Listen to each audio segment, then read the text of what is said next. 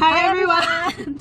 So we created a video randomly lang kasi gusto namin kayo i-greet ng Happy New Year kasi this is the last day po ng 2023 and gusto namin i-share sa inyo ang joy namin this 2023 and we want to welcome 2024 ng full of hope and grace the Lord. So itong gusto ko naman din batiin ng aming spiritual mother na si Apostle Catherine. Happy birthday Apostle Catherine! Apostle! Yes, happy birthday po. She is our spiritual mother. We are planted in Fivefold Church in LA. Yes, in Los Angeles. We were planted online virtually and spiritually in Fivefold Church. So before, ako muna po yung planted doon. So I discovered Fivefold Church by some random video ni Apostle Catherine. So nagyon, nung time na yon, I've been praying all the time na sana, Lord, na mapalapit ako sa'yo, na i-touch mo ko kung saan totoo na maramdaman kita sa life ko. Kasi wala namang kulang, pero wala naman, may hinahanap ako, yes. May hinahanap ako na hindi ko alam, pero alam ko siya yon. Parang, yun yung totoo pala na pag if you seek, you will receive. Yung parang sabi ko, thank you God kasi plinant mo yun sa puso ko na hanapin kita. And then one day, yung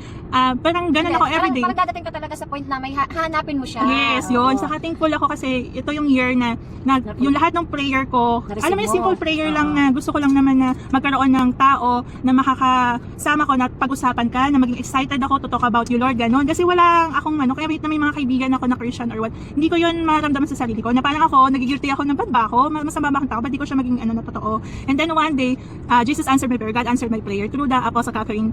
First, she freed me from the anxiety, depression, na pag-isip, mag-overthink na may kulang sa akin, na hindi ako enough, hindi ako sufficient sa mga effort ko. He freed me that. And then, pinilitan niya yun ng joy, pinalitan niya yun ng sobrang saya. And then, at times goes by, yung obedience na gusto ko, yung naramdaman ko, i-share ko yun sa iba through sharing ng video ni Apostle Catherine. Kasi nung nakapanood ko yung video ni Apostle Catherine, nakita ko yung si Jesus sa eyes niya, nakita ko yung purity, yung compassion, yung kindness, yung goodness ni God through Apostle Catherine teaching. Tapos, one day, hindi kami, paano nga ba tayo mag-start? Wala lang, parang tayo kasi nung una, ikaw therapist, ng baby ko, and client kami, then pagkatapos ng session, wala na. Professional lang. Wala nang relationship as in client and message me pag may session lang. Yun lang yung relationship ng batian lang, hello po, ganyan. Pero hindi tayo mag-friends sa Facebook, hindi tayo mag-friends sa any social media. Hindi pwede na magkaroon ka na masyadong personal involvement sa client. Which is, nung that day, sinunod ko yung calling ni God sa akin na i-share yung isang random video na para sa tingin ko, matatouch siya. Pero, ang story, doon ka pa sa random video na yun na-touch. Ayun, yung time na yun, nung gabi na yun, yun nga, sobrang depressed, breakdown na kasi nga may pinagdadaanan kami na hindi matanggap. Kumbaga, lagi ko sinusumbatan si God. Bakit sa lahat ng family namin, sa lahat ng kakilala ko, kami lang yung, ng husband ko yung may ganong kondisyon kasi yung anak ko diagnosed ng may autism.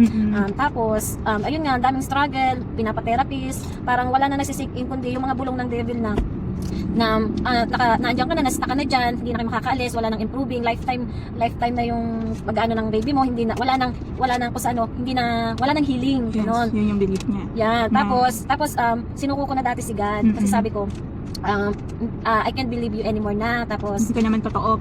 Hindi ka totoo, kasi lahat ng hilingin ko, hindi mo binibigay. Parang kung sa nasa downness na ako, bakit lagi pa-down pa ulit yung ibabato sa akin ng mga traya, gano'n.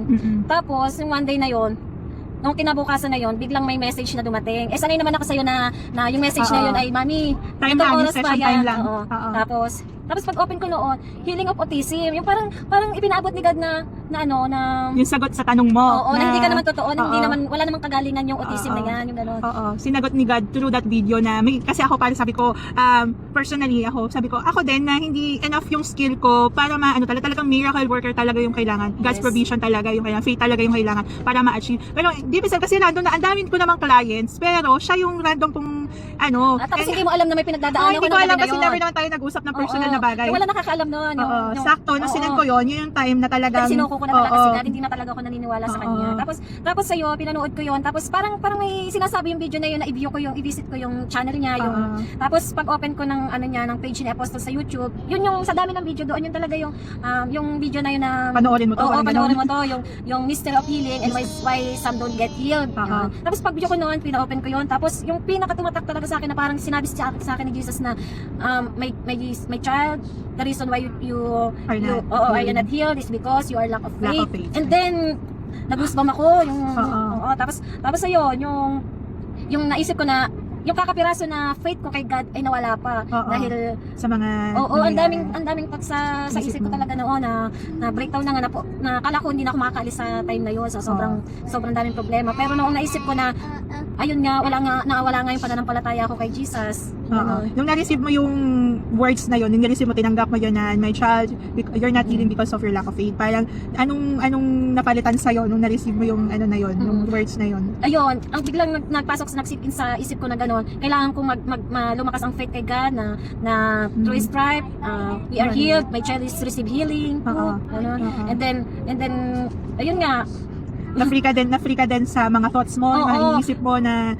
hindi yung mga bad thoughts, no, yung doubt mo kay God na yung ngayon napalitan no by conversing no, na ano ko din na witness ko din yun na pag nag-uusap tayo, mas more of yung tiwala mo talaga kay God Oo. na yun. Kahit hindi lang sa kundi kung sa sarili mo din yung mga kala mo hindi mo kayang gawin na Oo, kaya mo na kayang napalitan. gawin, yes. Oo, tapos yung kahit may kapasok ka na pag-aalinlangan na hindi mo kaya to, pero pag ibinigay mo talaga kay God yung mga time na yon na sabihin mo, God is with me, Oo. kasama ko siya palagi. Talagang mararamdaman mo siya physically, Yes, tangibly na yes. mararamdaman mo siya Thank you, physically. Lord. Thank you, Lord. Na yun. Tapos, yun na, nag-prosper na yung relationship namin dalawa from just clients na therapist na nagkaroon na kami, na-build na yung friendship, which is ako yun yung testimony ko na Parang nawala yung siya, yung yung iba na wall. yun. Oo. Pero may wall tayo sa professional sa work mo. Oo. Pero paglabas, friend na tayo. Friend na tayo. Ganon yung na possible pala yun. Nakakala ko, pag hindi kayo, hindi pwedeng, hindi mang-work. Tapos, na ko doon, yung answered prayer ko na, di ba, lagi ko pinapray before na, God, bigyan mo ako ng someone na makakasama na i-praise ka, i-worship ka, pag-usapan ka, na mas lalong lumalim ang pagkakilala ko sa'yo.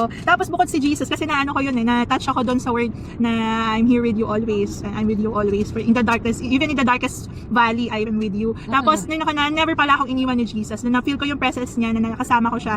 At I have a best friend pala si Jesus. Tapos, nag-answer prayer pa siya na binigyan niya din ako ng actual person na magiging friend ko talaga kumbaga, sisters in Christ, no, in Fivefold Church. Parehas kami planted sa Fivefold Church. And lalo pang dumadami kami, as in, nagkakaroon na kami ng ibang kasama dito sa Philippines na kausap namin, every time. Yes, na planted din sa Fivefold Church. Tapos, ang nakakatuwa kasi, yung pag-uusap ng mga tao na nakakausap namin, sila Shay, sila Ann, sila yung mga international friends na talagang worship sila, pinipraise sila si God ng every miracle na nangyayari sa buhay namin. Pag nagta-testimony kami on live, social media, very happy kami na na-free sila ni God sa ganung bandages, na as in purity, na masaya sila na ina-acknowledge nila si God works yun. And by the obedience of our apostles, Apostle Catherine, our spiritual mother, na achieve yung will ni God, yung promise ni God na ma-fulfill this year, na yun yung promise niya. And we're looking forward sa 2024, yung mga very excited na mangyayari pa, magaganap na. Revival is now, Philippines! Yes, revival is now! Thank you!